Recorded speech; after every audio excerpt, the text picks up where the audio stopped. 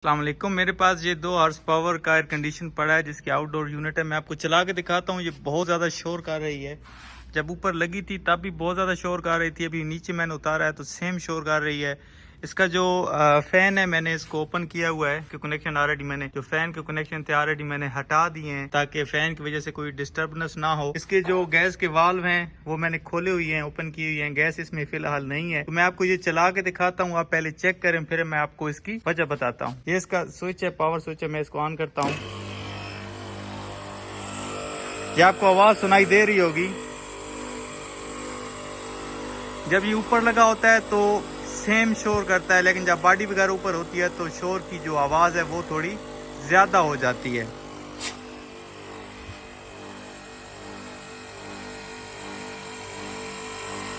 आवाज़ आपको सुनाई दे रही होगी। जितना ज़्यादा अभी तो ये बगैर गैस के चल रहा है। जब गैस इसमें होती है, जब ये कूलिंग करता है तो शोर की जो नोइयत है वो ज़्यादा हो जाती है। तो आप दोस्तों के साथ भी ऐसा मसला पेश आता होगा।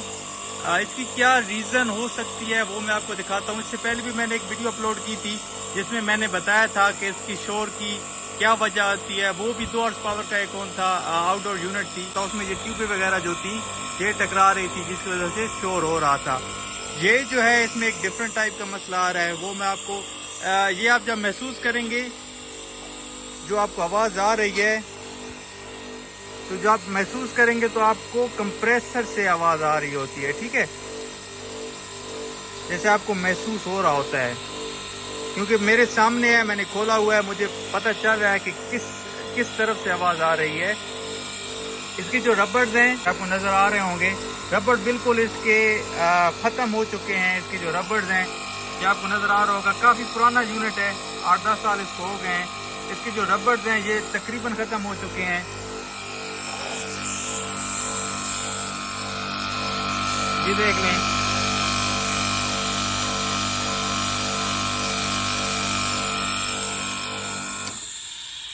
तो ये शोर आपने सुन लिया है कि किस किस्म का शोर आ रहा था, बुरी आवाज़ थी।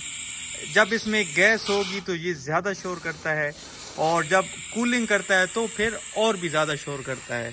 तो इसकी वजह क्या है, क्यों शोर कर रहा है? तो इसमें जो मैंने नोटिस किया है वो ये है कि ये आपको नज़र आ रहा होगा, ये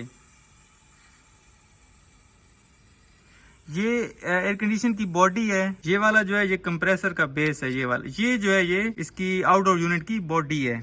तो क्या होता है, इसके जो रबर्स हैं वो खत्म हो चुके हैं क्योंकि ये अभी क्या मसला कर रहा था, ये जो इसकी बॉडी है ये आपको नजर भी आ रहा होगा काफी, ये जब वाइब्रेशन करता है इसकी वजह से ये बॉडी के साथ लगता है तो ये जगह आपको वाज़ेह नजर आ रही होगी। कंप्रेसर के जो रबर्स हैं ये खत्म हो चुके हैं और खत्म होने की वजह से जो कंप्रेसर है वो इतना नीचे आ गया है कि बॉडी के साथ टच होके वाइब्रेशन कर रहा है। क्योंकि कंप्रेसर के अंदर पंप होता है, थोड़ा बहुत तो ये वाइब्रेट करता है, लेकिन जब ये लोहे के साथ लगता है या इसकी बॉडी के साथ लगता है तो इसकी जो वाइब्रेशन है वो ज्यादा हो जाती है। जो साउंड है इसका जो बैड साउंड होता है वो और ज्यादा हो जाता है। तो अगर आप दोस्तों के साथ भी ऐसा मसला पेश आता है तो आप इसको एक दफा खोल के चेक कर लें। आपका जो कंप्रेसर है वो नीचे टच तो नहीं हो रहा। अगर टच हो रहा है तो आप इसके जो रबर्स हैं वो चेंज कर लें, ऊपर वाले भी नीचे वाले भी, दोनों रबर्स इसके चेंज कर लें और उम्मीद है कि इंशाल्लाह ताला आपका जो मसला है वो हल हो जाएगा। Thank you very much. Allah Hafiz.